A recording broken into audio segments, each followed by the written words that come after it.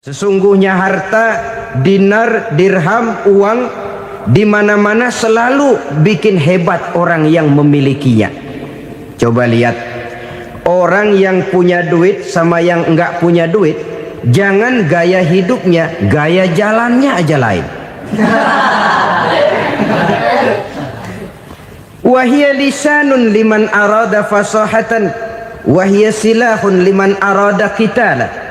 Uang adalah senjata yang paling ampuh bagi orang yang mau pergi.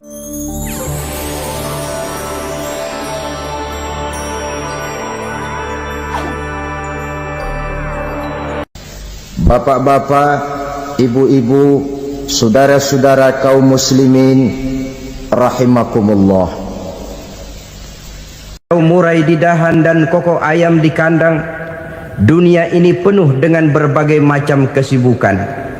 Sejak dari petani yang turun ke ladang, pedagang yang berangkat ke pasar, pelajar yang menuju sekolah, sampai kepada pegawai yang berangkat ke kantor, seluruhnya tidak lain untuk mencari sesuatu yang bernama bahagia.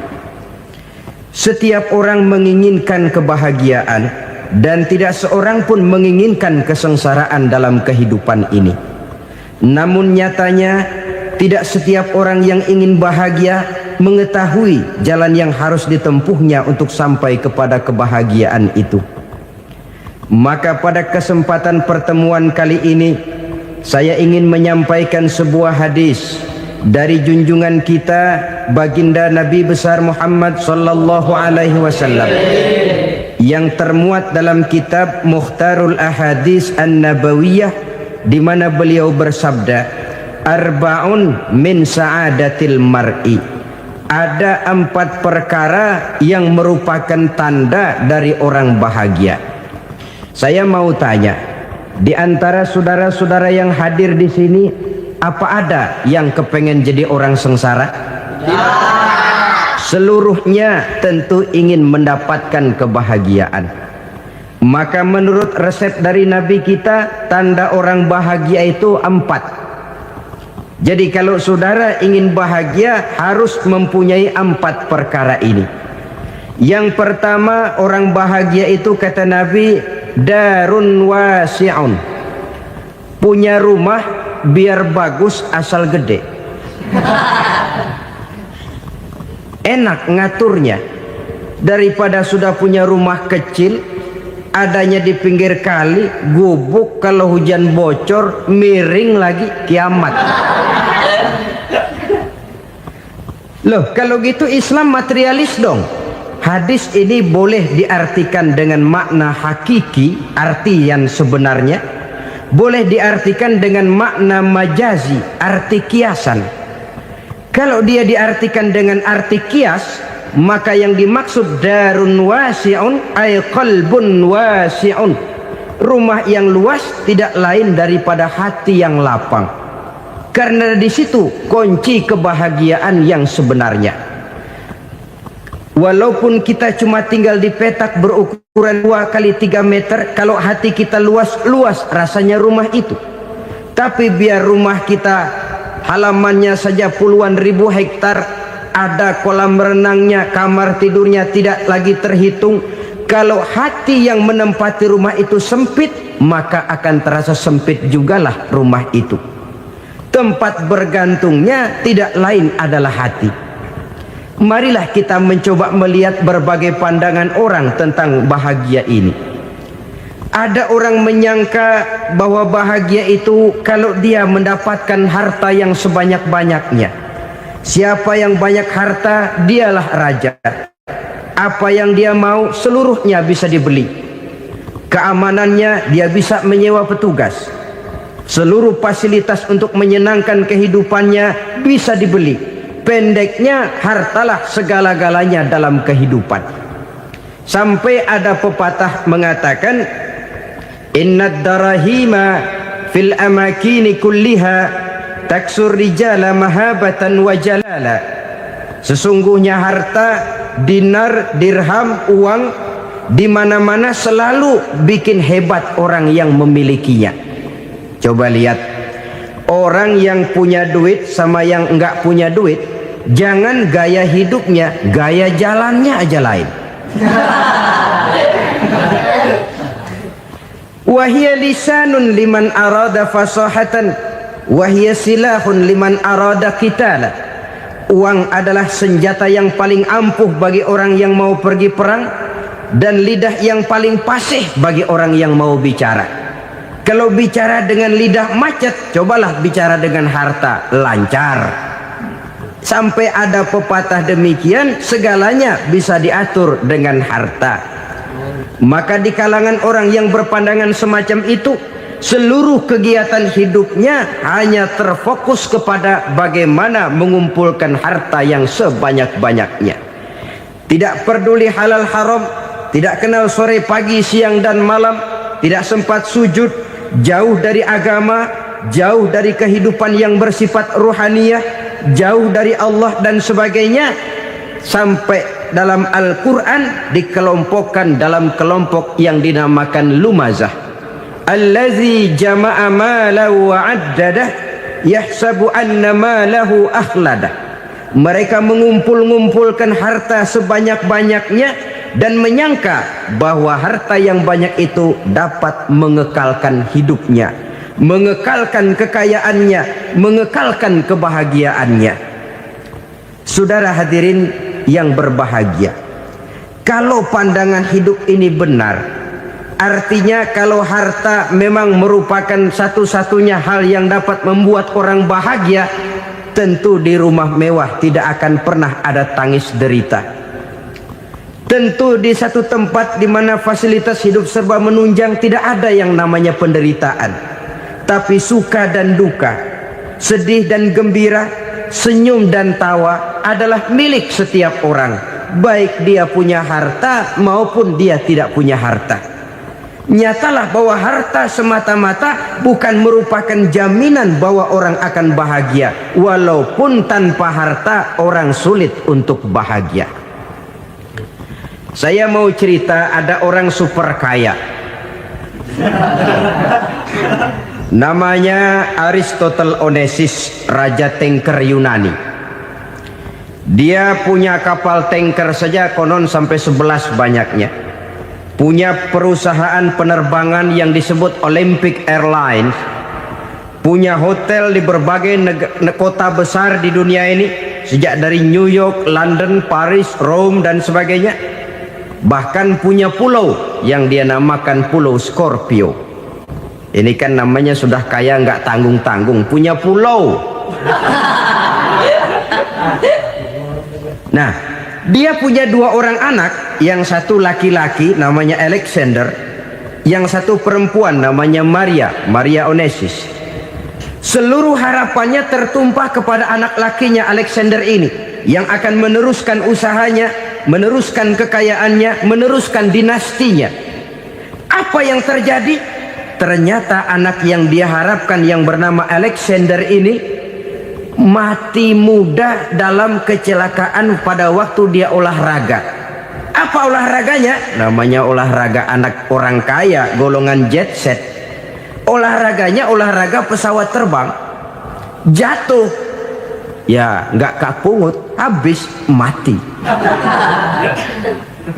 Tinggal satu anak perempuannya, Maria Onesimus. Tapi anak perempuan ini juga malah urakan. Terakhir dia pacaran, bahkan kemudian kawin sama orang Rusia. Rupanya Aristotle Onesimus ini broken. Kekayaannya yang berlimpah ruah, perusahaannya yang begitu banyak, siapa yang akan meneruskan? Siapa yang akan menggantikan? Sampai kemudian dia mengurung diri di Pulau Scorpio dan mati di sana secara mengenaskan. Seorang multi jutawan, seorang yang super kaya, mati menyendiri di pulau sepi. Ibarat kata pepatah, anak ayam mati di lumbung. Bukan kekurangan makanan, keurugan makanan. Begitu kehidupan Aristotle Onesimus. Dan banyak orang-orang yang sudah demikian kaya sampai dibingungkan oleh kekayaannya sendiri. Telusurilah kehidupan David Rockefeller misalnya, Henry Ford misalnya, Adnan Khashoggi misalnya. multi jutawan yang kadang-kadang dibuat keder oleh kekayaannya sendiri. Pantas ketika Imam Ali ditawarkan orang, "Ya Ali, kalau kepadamu disuruh pilih ilmu atau harta, kau pilih mana?" Ya jelas pilih ilmu dong. Kenapa? Pertama, ilmu kalau kita berikan kepada orang lain tambah, tapi harta kalau kita berikan kepada orang lain kurang. Saudara punya uang 10.000, dibagi orang 5.000, jelas uang saudara berkurang. Tapi saudara punya ilmu diberikan kepada orang lain bisa, saudara pun makin mantap. Tidak lantas jadi bodoh karena ngajarin orang. Saudara bisa Fatihah lalu mengajarkan orang Fatihah, orang bisa, saudara pun makin hafal. Tidak lantas setelah diajarin orang ilmunya hilang. Begitu datang dia minta orang, "Tolong ajarin saya Fatihah," udah habis, nggak ada.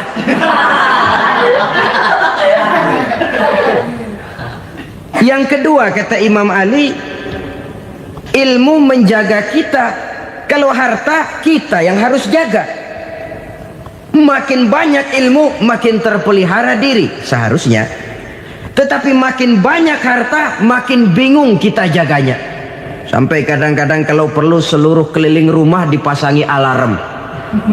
Belum cukup disewakan anjing besar-besar, pasang di depan pintu, awas anjing galak. Masih belum cukup juga cari centeng tukang-tukang kepruk jaga rumah. Masih terasa belum aman, padahal rumahnya dikelilingi tembok besar. Di balik tembok ada pintu-pintunya tebal. Di balik pintu itu terbuka masuk kamar, kamar pun ada pintunya, pintunya pun kuat. Masuk ke dalam kamar ada lemari, lemarinya pun pintunya kuat, dikunci, kuncinya pun kuat. Tapi terhadap seluruhnya yang timbul cuma sekedar was-was saja. Kesimpulannya sekali lagi, tanpa harta orang memang sulit untuk bahagia. Tapi harta semata-mata tidak merupakan jaminan orang akan bahagia. Dengan hati yang luas, itu modal utama untuk mencapai kebahagiaan hidup. Orang yang hatinya luas, saudara-saudara, punya hati yang lapang, melihat kenyataan hidup ini, dia bersyukur senantiasa kepada Allah. Lantas tidak timbul hasud dan iri hatinya. Oleh karena itu jiwanya selalu lapang. Kalau tidak, cupik hati namanya. Dangkal pandangan, tidak senang melihat orang lain dapat nikmat, dan itu sering dijadikan contoh. Kalau orang yang lapang dada, dia lihat tetangganya beli TV baru, dia berkata, "Alhamdulillah ya, tetangga kita beli TV, mudah-mudahan kita bisa ikut nonton." Lapang dadanya. Tapi orang yang sempit hati, lihat tetangga beli televisi, meriang. Enggak diapa-apain, meriang. Besoknya dengar tetangga beli motor, makin sakit, ke rumah sakit. Lalu di rumah sakit dengar tetangganya beli mobil, mati. Disiksa oleh perasaannya sendiri. Orang kalau hati sudah sempit dalam hidup, kemanapun dia pergi, sempit rasanya medan kehidupannya. Kemudian kita melihat juga ada orang yang menilai bahwa bahagia itu katanya kalau punya kedudukan yang tinggi, pangkat yang agung, wibawa yang besar. Mungkin betul, tapi mungkin juga tidak. Bergantung kepada hati orang yang punya pangkat itu. Sama dengan harta tadi. Harta akan membawa bahagia kalau dia jatuh ke tangan orang yang berhati lapang. Tapi harta akan jadi bencana kalau jatuh ke tangan hati orang yang sempit. Pangkat akan membawa bahaya kalau jatuh di tangan hati orang yang sempit. Lebih dari itu, kenyataan mengajarkan kepada kita bahwa ternyata pangkat dan jabatan tidak selamanya memberikan kebahagiaan dalam kehidupan. Bahkan resikonya kelewat besar. Beberapa bukti kita bisa ambil dari para pemimpin dunia yang menjadi korban lantaran pangkat dan jabatan yang disandangnya. Saudara ingat Presiden Abraham Lincoln dan John Kennedy dari Amerika? Dibunuh orang.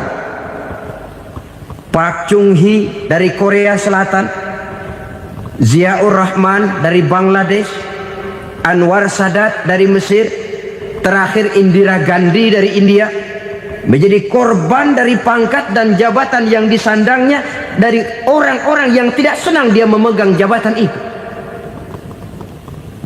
Dia akan mudah mengundang bencana, sehingga pantas kalau seorang presiden terkemuka Amerika, Harris Truman namanya, dia mengatakan jabatan presiden itu, kata dia, seperti orang nunggang macan, naik macan, harus kita taiki, kalau enggak dia bakal nerekam kita, ngeri katanya.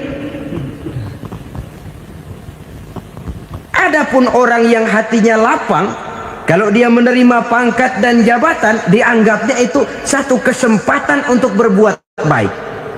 Tapi orang yang berhati sempit, menerima pangkat dan jabatan, bukan kadang-kadang menerima, malah berusaha setengah mati mencapai dengan segala cara. Kalau perlu jilat atas, jilat atas. Jadi golongan sumuhun dawu. Jadi kelompok kulon nuwun, yes sir, yang kerjanya cuma oke bos. Kalau perlu jilat atas, jilat atas. Kalau perlu injak yang bawah, injak yang bawah. Perlu sikut kiri kanan, sikut kiri kanan. Yang penting pangkat dapat, jabatan dapat. Orang yang semacam ini, kalau sudah mempunyai pangkat dan jabatan, biasanya dia tidak menganggap itu sebagai amanah, tidak menganggap sebagai kesempatan berbuat baik, tapi malah kesempatan untuk memperturutkan hawa nafsunya yang dilatar belakangi oleh kesempitan hatinya tadi. Apalagi kalau orang memperoleh pangkat karena banyak mengeluarkan uang, seakan-akan pangkat dan jabatan itu sekarang macam proyek, pakai tender. Siapa yang berani bayar segini naik, nggak berani minggir. Padahal logikanya, kalau orang mencapai satu jabatan karena banyak mengeluarkan uang, hampir bisa dipastikan bahwa setelah jabatan itu dia pegang, langkah pertama yang akan dilakukannya ialah berusaha bagaimana uang yang dia keluarkan supaya kembali. Ya paling kurang pulang modal dulu dong. Soal mikirin rakyat soal nanti, tapi ini modal harus pulang. Itu celakanya kalau orang memperoleh pangkat dan jabatan cuma karena banyak mengeluarkan uang.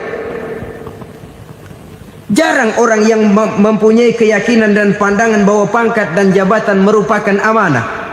Jadi sekali lagi, pangkat dan jabatan mungkin saja membawa kebahagiaan kalau jatuh ke tangan orang yang berhati lapang, tapi bisa jadi bencana kalau dia jatuh ke tangan orang yang mempunyai hati yang sempit. Dan lagi-lagi stresnya hati yang lapang. Lalu sebagian orang, saudara, ada yang berpandangan katanya bahagia itu kalau jadi orang terkenal, mempunyai popularitas, menjadi idola di kalangan remaja, di kalangan orang tua, di segala lapisan masyarakat. Padahal makin populer orang, makin terikat dia. Ya kalau macam kita ini kan nggak punya nama, nggak populer, tengah malam buta mau nongkrong di warung Tegal aman. Tapi pangkat, jabatan, kedudukan, popularitas menyebabkan kita diikat dengan berbagai macam peraturan. Cuma mandi sama ke WC saja yang nggak dikawal.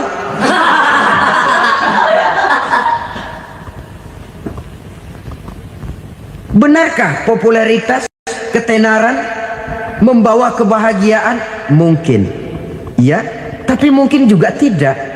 Kenapa? Banyak orang-orang populer yang mengakhiri hidupnya secara tragis. Kita ambil beberapa nama. Di Amerika tahun 60-an ada bintang seksi paling terkenal yang dijuluki seks bom. Bom seks. Sampai sekarang jadi legenda, namanya Marilyn Monroe. Singkatan doublenya itu inisialnya MM, Marilyn Monroe. Terkenal top sampai dia mati tahun 62, namanya sekarang masih saja dibicarakan orang. Kenapa dia bunuh diri? Tidak punya hartakah dia? Banyak. Kurang populerkah dia? Seluruh dunia mengenalnya. Sejak rakyat kecil sampai pejabat tinggi dia punya hubungan. Kenapa? Jenuh. Dia terlahir dalam keadaan yatim. Setelah itu tidak lama dia berangkat remaja, ibunya meninggal. Pindah dari wanita asuh ke wanita asuh sampai 12 orang ibu angkatnya. Dan kekecewaan yang paling parah, setiap laki-laki yang dekat dengannya hanya seperti kapal berlabuh. Datang dan pergi silih berganti, padahal dia merindukan seseorang yang bisa melindungi hidupnya. Dia rindukan itu dan dia tidak pernah menemukan. Itu yang akhirnya menyebabkan dia minum pil tidur kelewat dosis, minum obat tidur kebanyakan, ya tidur terus sampai sekarang.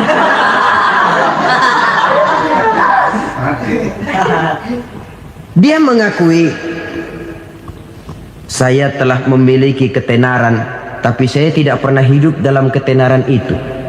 Saya pandai main sandiwara, tapi saya ingin hidup dalam alam yang real sebagaimana umumnya orang. Itu yang dia rindukan. Menyusul jejak yang namanya Marilyn Monroe ini, Billie Holiday, saudara kenal tentu. Di rumah sakit dirawat. Dia juga minum obat overdosis, mati lagi. Jimi Hendrix minum obat tidur overdosis kelewat batas, mati lagi. Lalu yang menghanyutkan diri di danau, Janis Joplin dan Brian Jones. Ini orang-orang populer, orang-orang terkemuka yang mengakhiri hidup secara tragis, bukan karena tidak terkenal, mungkin karena sudah saking terkenalnya. Contoh paling belakangan, Bruce Lee. Wah, ini tukang-tukang keprok tentu kenal siapa dia. Sampai sekarang pun tabir kematiannya masih merupakan misteri. Dan yang masih hidup juga menunjukkan gejala yang aneh. Michael Jackson, rumahnya di Beverly Hills itu dijaga sedemikian rupa, dan dia selalu curiga kepada setiap makanan. Harus steril, bersih dari segala macam kimia. Kemana dia pergi, itu tukang-tukang keprok sudah selalu menjaga dan mengawal. Dan dia seakan takut menunjukkan mukanya yang asli. Hingga kalau tampil ke tengah di luar show, dia kadang memakai pakaian yang tidak menunjukkan dia yang sebenarnya. Takut dikenali orang. Ternyata popularitas sering jadi momok yang meracuni kehidupan manusia. Oleh karena itu, benarlah junjungan kita pada saat beliau mengajarkan orang akan bahagia kalau dia mempunyai hati yang lapang. Nah, sekarang masalahnya untuk mendapatkan hati yang lapang, caranya bagaimana? Kita kembali kepada konsep Quran. Allah mengajarkan, ala inna bi dzikrillahi tatmainnul qulub. Ketahuilah bahwa dengan banyak mengingat Allah, hati akan tenang, jiwa akan lapang. Dengan kata lain, dekat dengan agama, merasakan kehadiran Allah dekat dalam hidup. Itu muara pertama untuk mencapai hati yang lapang. Ala inna bi dzikrillahi tatmainnul qulub. Jangan macam orang sekarang ingin mendapatkan ketenangan lalu tapak di puncak gunung, di gua-gua, di tempat sepi. Iyalah kalau nggak ada ular. Kalau tergigit ular berbisa, ketenangan belum, mati jelas itu. Islam positif untuk mendapatkan ketenangan. Ala inna bi dzikrillahi tatmainnul qulubi. Bahwa ketahuilah bahwa dengan banyak mengingat Allah, hati akan tenang, jiwa akan lapang, nuansa pikiran akan luas. Karena yang namanya bahagia ada dimanapun manusia berada. Di kampung ada bahagia, di kota ada bahagia. Di ngarai, di lembah, di gunung, di hutan, di lautan, di angkasa luar, dimanapun bahagia itu ada kalau kita bermodalkan hati yang lapang ini. Dan hati akan lapang kalau kita dekat dengan agama. Dekat dengan harta buat sementara hati mungkin tenang, tapi ketenangan yang relatif dan temporer. Apalagi orang tiap kali tambah harta, tiap kali tambah rencana. Itu wajar. Mungkin sebelumnya saudara berpikir, kalau punya duit 5.000 enak nih. Begitu punya duit 5.000, aduh sayang kalau 10.000 aja. Tiap kali tambah harta, tiap kali lain rencana. Makin banyak rencana, makin menjauhkan kita dari yang namanya ketenangan. Padahal ketenangan merupakan unsur utama untuk mencapai bahagia. Dan ketenangan itu bermuara dalam hati manusia. Tengoklah kehidupan ini. Orang yang banyak harta dengan orang miskin, berbedakah rasa sakit yang mereka tanggungkan? Rasanya tidak. Walaupun si kaya tidur di kasur empuk berselimutkan sutra mahal, sementara si miskin meringkuk di balai bambu yang keras dan kasar. Apabila maut datang, dia juga tidak pernah pilih bulu. Maut datang menjemput si kaya di singgasana keemasannya, dikelilingi oleh para pengasuh, dayang dan idang serta para pengawal. Dan maupun datang menjemput si miskin papa sehingga ia tergelepar di tepian jalan. Kedua-duanya bernama mati. Kalau nyata bahwa sakit yang ditanggung si kaya tidak beda dengan sakit yang ditanggung si miskin, bukan harta semata yang membuat orang bahagia. Hati yang tenang, jiwa yang lapang penuh kedamaian karena banyak berzikir dan mengingat Allah, itu merupakan modal utama untuk mencapai sesuatu yang bernama bahagia.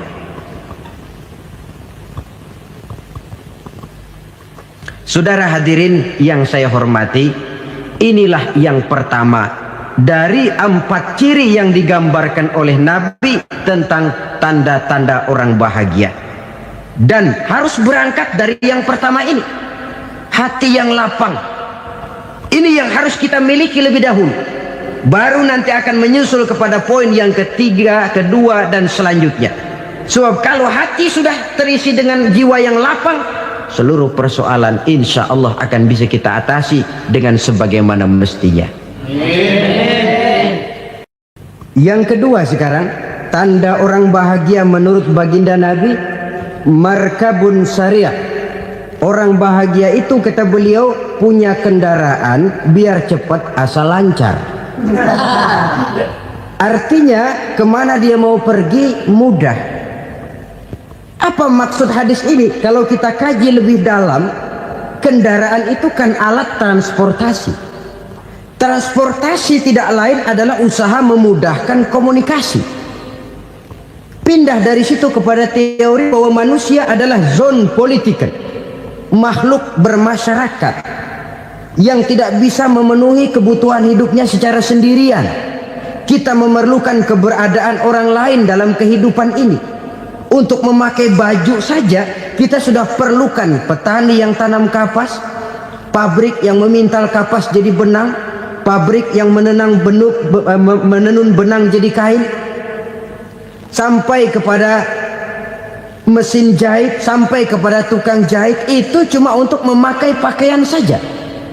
Tidak seorang pun di antara kita yang sanggup memenuhi kebutuhan hidupnya secara sendiri. Kita perlu orang lain. Maka kebebasan dalam arti mutlak, kebebasan tanpa batas, itu tidak mungkin ada dalam kehidupan. Karena kita mengadakan yang disebut interaksi sosial. Setiap kegiatan kita tentu melibatkan orang lain. Menurut kita barangkali kita bebas jalan di jalan raya semaunya, tapi orang lain berkendaraan pun merasa bahwa ini ada juga jalan haknya, dan begitu selanjutnya. Oleh karena itu, maksud dari kendaraan yang cepat ini adalah khulata'uhu ma'as solihin. Lingkungan pergaulannya terdiri dari orang-orang soleh. Pergaulannya luas. Kemana dia pergi ada temannya. Kesulitannya ada tempat dia cerita.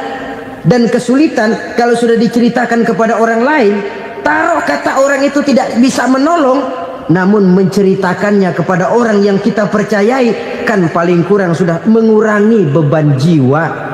mengurangi tanggungan batin, merasa masih ada tempat kita cerita. Maka lebih baik orang awam yang mau bergaul ketimbang orang setengah alim tapi ngunci pintu. Sebab nantinya akan timbul sikap picik, cupik pandangan, dan tidak luas menghadapi kenyataan dalam kehidupan ini. Namun yang harus kita garis bawahi, pergaulan memang mesti luas. Namun jangan sekali-kali lupa bahwa pergaulan sangat besar pengaruhnya dalam ikut membentuk kepribadian manusia. Sehari-hari bisa kita bilang, kalau kita dekat sama tukang minyak wangi, sekalipun nggak dibagi minyaknya, baunya tentu dapat. Betul?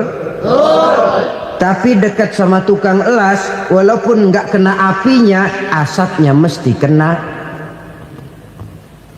Kalau Syauqi mengatakan lebih jelas lagi, man asyaral asrafa asa musyarrafan wa muasyiral anzali ghairu musyarrafin. Awalam taral jildal hakira muqabbalan bisagri lamma sara jildal mushaf. Siapa yang bergaul dengan orang mulia, dia bakal ikut menjadi mulia. Tapi siapa yang berteman dengan orang hina, dia tidak bakal ikut menjadi mulia. Tidakkah kau lihat, kata Syauqi, kulit kambing yang hina pun dicium orang ketika menjadi kantong Quran. Kulit kambing hina, kalau dia sendirian gak ada yang mau cium. Tapi begitu dia bergaul dengan Quran, menjadi kantong Quran, dipakein minyak wangi, ditaruh di tempat yang tinggi, mau diambil dicium dulu, dibawa dengan penuh hormat dan hati-hati. Kulit kambing yang hina lantaran berteman dengan Quran, numpang mujur. Tapi coba lihat kalau kulit kambing berteman dengan kayu, jadi beduk, habis. Zohor dikemplang, asar dipukul. Itu pun sedikit saja, cuma salah milih teman. Yang temannya Quran dihormati orang, yang temannya kayu lantaran jadi beduk, gelap-gelap subuh orang udah kemplangin.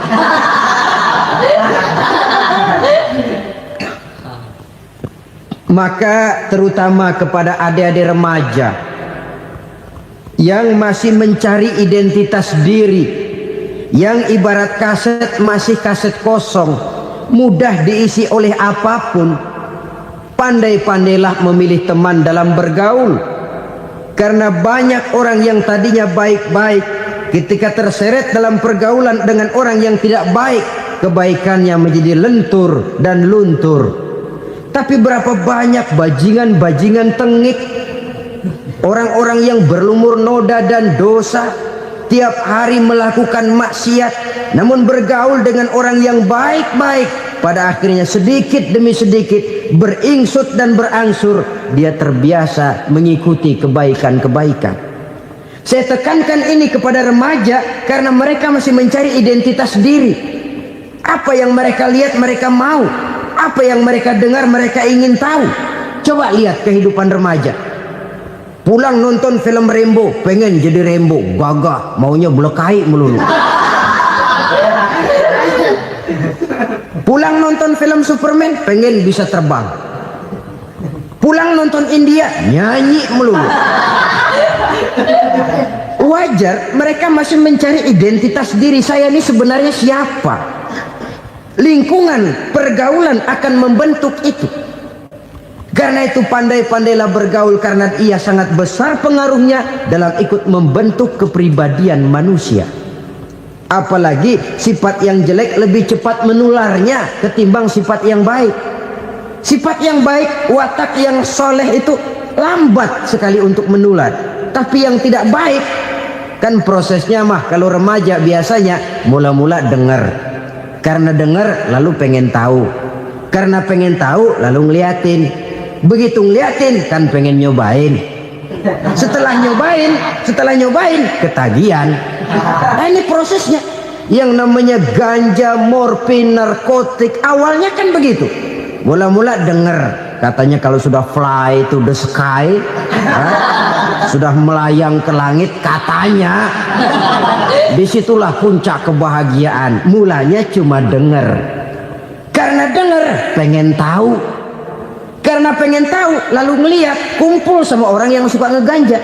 Setelah ngeliat Nah, pengen ngerasain. Begitu ngerasain, enak juga. Ketagihan. Kalau sudah ketagihan jadi penyakit kronis, bisa merembet kepada yang lain. Iya, kalau orang tuanya mampu untuk beli morfin, beli ganja. Kalau tidak kan pikirannya ngayap. Jemuran siapa ya gue sabar. Timbullah perbuatan-perbuatan negatif yang bermula dari salah pergaulan. Apalagi buat adik-adik remaja yang tinggal di kota-kota besar, yang pengaruh budaya, pengaruh kesenian, pengaruh struktur kehidupan yang nampak makin individualistis, di mana persaingan tajam, tensi ekonomi tinggi, orang mudah mengalami stres. Pandai-pandailah dalam bergaul, sekali lagi, karena ia sangat besar pengaruhnya dalam ikut membentuk kepribadian manusia. Orang bahagia punya kendaraan yang cepat, artinya punya pergaulan yang luas, dan lingkungan pergaulannya terdiri dari orang-orang yang soleh. Kemana dia pergi ada teman, kesulitannya ada tempat dia cerita. Tapi kalau sudah menyendiri, hidup sendiri, kesulitan dipikiri sendiri, bisa mati belum waktunya. Tidak ada tempat berbagi rasa, tidak ada tempat bercerita, tidak ada tempat mengurangi beban dalam kehidupan. Pantas betul kalau Islam sangat menggalakkan dan menganjurkan orang kalau sudah sampai waktunya itu untuk melangsungkan nikah. Kata Nabi, ya ma'syaras syabab man istata'a minkumul ba'at falyatazawwaj. Hai para pemuda, kalau sudah mampu memberi nafkah, kawinlah, nikahlah kamu. Kenapa? Sudah ada teman hidup, tempat berbagi rasa. Kesulitan kalau ada tempat cerita akan lebih ringan ketimbang kita telan sendiri, walaupun bobot kesulitannya sama beratnya. Saudara-saudara kaum muslimin rahimakumullah, inilah ciri yang kedua, punya kendaraan biar cepat asal lancar. Kemana kita mau pergi gampang. Dengan kata lain, setelah hati yang luas, pergaulan yang luas. Dua. Yang ketiga sekarang, tanda orang bahagia itu menurut Nabi, misbahun mudhi'un, punya lampu yang terang. Oh, itu enggak problem. Sekarang sudah zamannya listrik masuk desa, Pak. Lampu sudah terang semua. Betul, kalau itu yang dimaksud. Tapi tidak cuma itu. Karena lampu yang dimaksud di sini, lampu yang akan menerangi seluruh perjalanan hidup. Dan perjalanan hidup itu sudah dimulai sejak kita terlahir ke alam ini, sampai masuk ke alam barzah, kumpul di padang mahsyar, sampai ke akhirat. Lampu yang menerangi itu yang diperlukan. Kalau lampu, katakanlah yang paling top sekarang kan lampu jenis Mercury. Taruhlah itu di rumah kita, dia cuma menerangi rumah kita, menerangi hati pun tidak sanggup. Bila kita masuk ke alam barzah, alam kubur, sanggupkah si Mercury yang begitu terang menerangi alam barzah kita? Tidak sanggup lagi. Sanggupkah lampu yang ratusan watt, bahkan puluhan ribu watt menerangi kehidupan di padang mahsyar? Tidak akan sanggup lagi. Kalau demikian, yang dimaksud lampu yang terang di sini apa? Tidak lain amal soleh, kebajikan yang kita lakukan dalam hidup. Itu yang akan jadi lampu penerang. Di dunia nama kita akan terang, jasad kita boleh hancur terkubur tanah, tapi nama kita akan dikenang orang. Begitulah kalau orang meninggalkan kebajikan dalam hidup seperti sekarang. Ribuan orang tiap saat berziarah ke kubur Imam Syafi'i, ke kubur Imam Malik, ke kubur Imam Ghazali, ke kubur orang yang baik-baik, orang yang soleh-soleh. Kebajikannya yang ditinggalkan, yang mengukir namanya dengan tinta emas. Sehingga saudara sudah terbaring di alam kubur, orang lewat, Allah, ini kuburannya Fulan bin Fulan, dulu ini kebaikannya Masya Allah, saya ikut merasakan. Mari kita mampir sebentar, kita Fatihah, mohon disampaikan Allah pahalanya kepada almarhum. Al-Fatihah. Itu kalau orang baik-baik. Lalu saudara tanya, Pak, orang mati dikirimin Fatihah apa nyampe pahalanya? Saya jawab, kalau saudara nggak percaya, mati dulu dah. Nanti saya Fatihain, tungguin di sana. Umpama nggak sampai, balik lagi kemari. Sekarang ini kan maunya otak-otakan saja. Kalau nggak masuk otak, nggak percaya. Padahal alam gaib itu nggak bisa diotak-otakin. Sama saja dengan saudara pernah dengar cerita kapal tanpa emas tenggelam kan? Pernah nggak? Di mana? Ya, di laut Masalembo. Begitu ketampo emas tenggelam, ratusan penumpang itu terjun ke laut, dipermainkan gelombang, berjuang menghadapi maut itu. Orang lagi timbul tenggelam di lautan, dihantam ombak, kita tengokin pakai helikopter. Pak, lagi timbul tenggelam ya? Iya, tolongin. Jangan khawatir Pak, nih saya kirim intan Pak, harganya 10 juta. Kira-kira orang yang timbul tenggelam di laut seneng nggak? Tidak. Kan mahal toh intan 10 juta. Kenapa dia nggak senang? Karena intan 10 juta dalam kondisi seperti itu tidak sanggup menyelamatkan dia. Dia akan girang kalau dikirimin ban mobil bekas, dikirimin papan terentang atau bambu. Intan yang 10 juta dia nggak girang, ban mobil bekas yang 1000 perak tuh pegang, itu yang dia girang betul. Inilah sebabnya Nabi berkata, mal mayyitu fi qabrihi illa kal ghariqil mutaghawwis. Orang yang meninggal di alam kuburnya seperti orang timbul tenggelam di lautan. Yantaziru da'watan min ahli, menunggu doa dari keluarganya yang masih hidup. Duh, bapak saya sudah meninggal, saya sayang benar sama dia. Kirimin kulkas ke kuburannya Itu sama saja dengan tadi orang tenggelam di lautan dikirimi intan yang harganya 10 juta, ndak sampai. Begitulah kalau kebajikan yang kita tinggalkan dalam hidup, sudah mati pun kubur kita masih diziarahi orang. Tapi kalau jahat yang kita tinggalkan, boro-boro lah orang mau doa lewat dekat kuburan kita juga serem. Tuh bajingan no, dulu mati dipendem di situ tuh. Jangan lewat situ, ntar kesurupan, jangan. Lewat saja orang ngeri. Konon lagi membacakan Fatihah dan mengirimkan doa. Hidup pada hakikatnya adalah kesempatan untuk berbuat baik. Maka sekali kesempatan itu diberikan, manfaatkan dengan sebaiknya. Sebab kesempatan kedua tidak akan pernah ada. Kesempatan berbuat baik di sini, di akhirat sudah pembalasan namanya. Sekali kesempatan itu dicabut, dia tidak akan pernah dikembalikan lagi.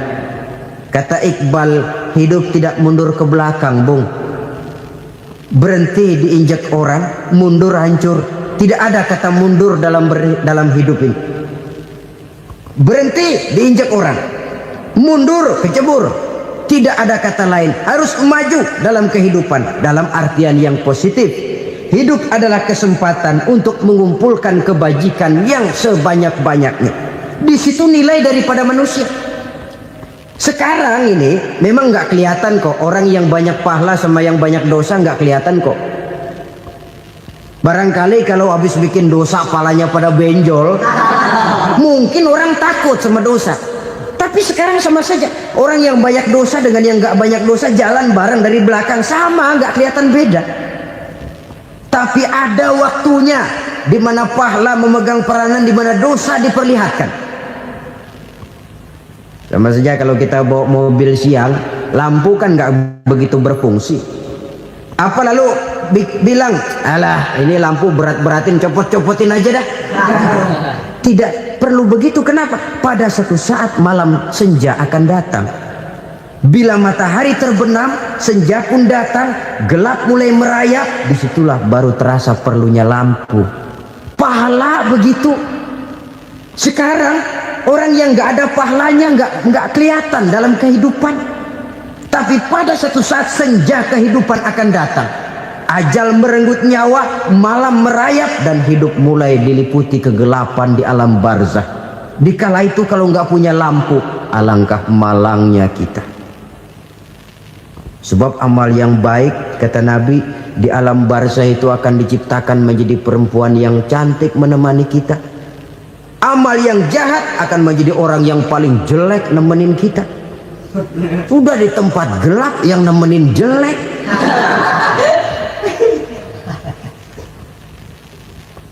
Kaum muslimin rahimakumullah. Kalau demikian masalahnya, tergantunglah kita pandai memanfaatkan waktu. Al-waktu kasayf, waktu itu cepat sekali. Yang namanya waktu itu tahu-tahu.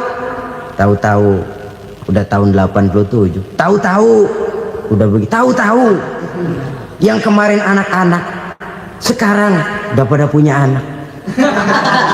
Tahu-tahu saja itu. Begitu cepat waktu berlalu. Kalau tidaklah pandai kita memanfaatkannya, akan rugi kita. Nabi bersabda, "Man kana yaumuhu khairun min amsihi fahuwa rabih." Barang siapa yang hari ini lebih baik daripada hari kemarin, itu orang untung. Hari ini lebih baik daripada kemarin. Bulan ini lebih baik dari bulan kemarin. Tahun ini lebih baik dari tahun kemarin. Itu orang yang beruntung. Tahun kemarin sembayangnya maghrib doang, sekarang udah tambah isya.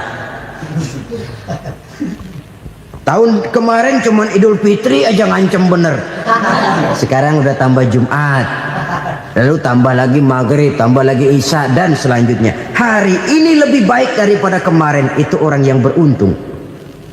Wa man kana yaumuhu mislu amsihi fahuwa khasir. Lalu barang siapa yang hari ini sama saja dengan hari kemarin, itu orang rugi. Hari ini sama dengan kemarin, rugi itu. Bulan ini begitu, bulan kemarin begitu, tahun ini begitu, tahun lalu juga begitu. Rugi itu orang.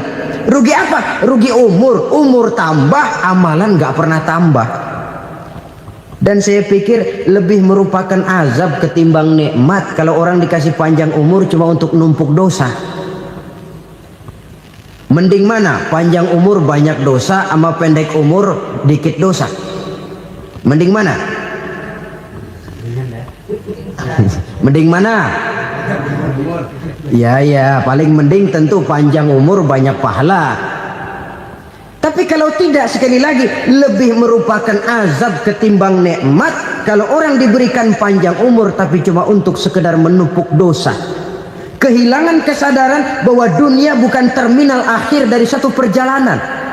Dia cuma halte di mana kita berhenti sebentar untuk menuju kepada terminal yang hakiki. Saudara-saudara kaum muslimin rahimakumullah. Inilah lampu yang akan menerangi kehidupan. Amal yang kita lakukan di dalam kehidupan. Jadi yang dimaksud dengan lampu yang terang, kebajikan yang kita kerjakan dalam hidup. Nah, setiap orang di awal tadi saya bilang ingin bahagia. Bahagia itu kan hakikatnya kumpulan senang dan selamat. Senang, selamat. Apa bedanya? Senang tapi tidak selamat, nggak bahagia. Selamat tapi nggak senang, nggak bahagia orang. Contoh, kalau orang korupsi, duitnya banyak, senang dia, tapi keselamatannya. Ada tentara baris di samping rumahnya udah bingung, padahal tentara latihan. Tentara cuma latihan, dia bingung. Senang, tapi karena keselamatannya tidak terjamin, dia tidak bahagia. Sebaliknya pegawai negeri jujur benar, cuma segaji-gajinya, selamat nggak korupsi, tapi melarat, ya nggak bahagia juga, kurang senang. Kesenangan dan keselamatan untuk dunia saja, ya sekali lagi, kalau cuma sekedar untuk dunia saja, bisa dibeli pakai uang. Bisa dibeli pakai uang. Saudara ingin selamat, bisa dibeli pakai uang. Saudara ingin senang, bisa dibeli dengan uang. Tapi setelah mati, masuk ke alam barzah, habis kekuasaan uang. Nggak bisa lagi beli keselamatan pakai uang. Tidak mungkin lagi membeli kesenangan dengan uang. Di situ pahala yang megang peranan. Makin banyak pahala, makin banyak saham untuk membeli kesenangan dan keselamatan, untuk memperoleh yang namanya bahagia. Dan jangan lupa loh, di alam barzah kita nggak sebentar, menunggu datangnya kiamat. Loh iya, kalau kita begitu dikuburin terus kiamat datang, untung. Tapi kalau masih harus 1000, 2000, puluhan ribu tahun yang akan datang, dalam satu penantian yang begitu lama, tanpa saham untuk memperoleh kebahagiaan. Satu kemalangan yang tidak ada pernah putus-putusnya. Janganlah tergelincir oleh kebahagiaan sebentar yang menipu dengan mengorbankan kebahagiaan hakiki yang berjangka panjang. Apa artinya senyum sejenak kalau harus ditebus dengan tangis seumur hidup? Biarlah kita minum jamu, pahit memang, getir memang, tapi kan besok badan sehat. Daripada sekarang minum sirup, manis memang, enak memang, tapi bibir pada jontor besok. Sirawan, batuk, nggak karu-karuan. Banyak orang tertipu oleh kesenangan yang sebentar. Padahal laisa kullu ma yalma'u zahaban. Belum tentu semua yang berkilat itu emas. Belum tentu semua yang gemerlap itu intan. Karena itu marilah manfaatkan kesempatan yang diberikan Allah ini untuk mengumpulkan kebajikan yang sebanyak-banyaknya. Yang terakhir sekarang, yang keempat, tanda orang bahagia kata Nabi. Zaujatun salihah.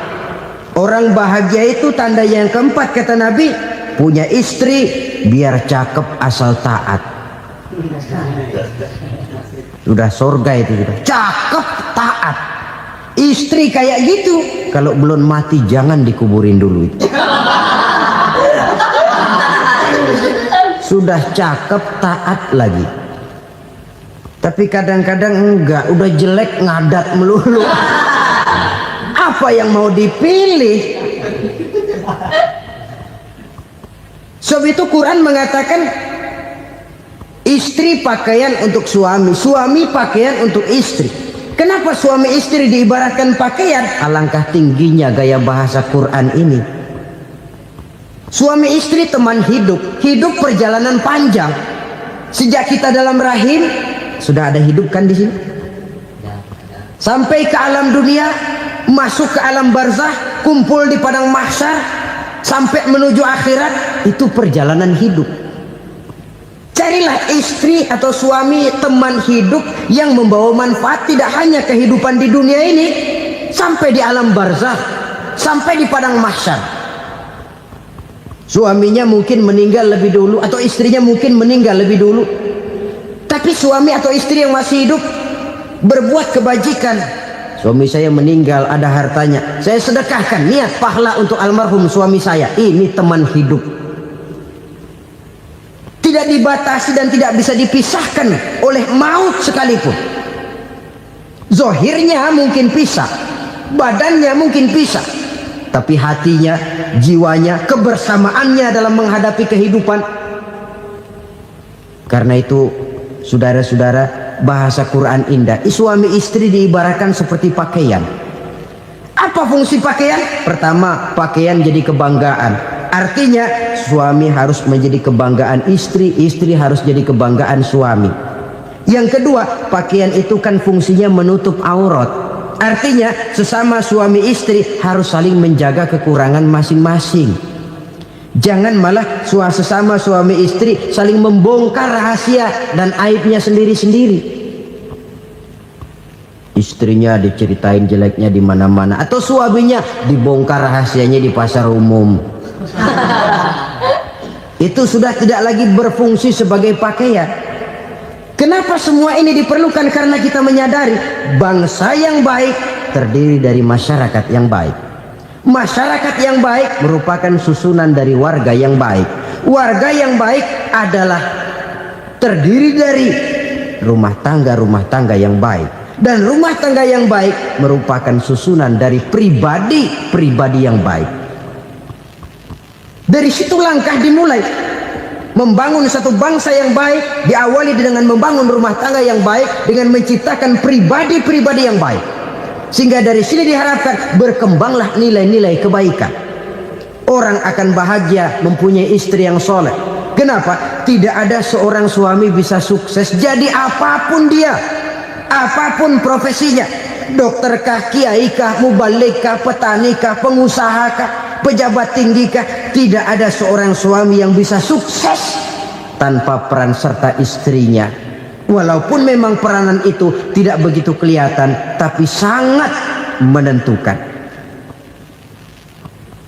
Karena itu, saudara hadirin yang saya hormati, Islam sangat menghargai kaum wanita, memberikan kedudukan yang tinggi sepanjang tidak mematikan kodrat kewanitaannya. Nah, kalau sudah kesuksesan ini diawali dari rumah tangga, karier di masyarakat mudah untuk dikejar. Tapi keberantakan di rumah tangga merupakan kegagalan pertama di tempat lain. Nah, inilah saja yang dapat Al-Fakir sampaikan pada pertemuan kali ini. Terima kasih.